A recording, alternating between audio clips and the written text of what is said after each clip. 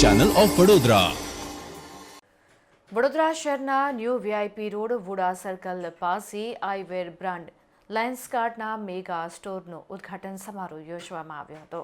આઈવેર brand હવે વડોદરાના ground floor અને first floor 3 Earth Euphoria new VIP road VUDA circle પાસે મુખ્ય આઉટલેટ્સ ગુજરાતનો સૌથી મોટો આઉટલેટ છે, જે આ પ્રાંતના આઈવેર રિટેલમાં એક નવા માપદંડ સ્થાપશે.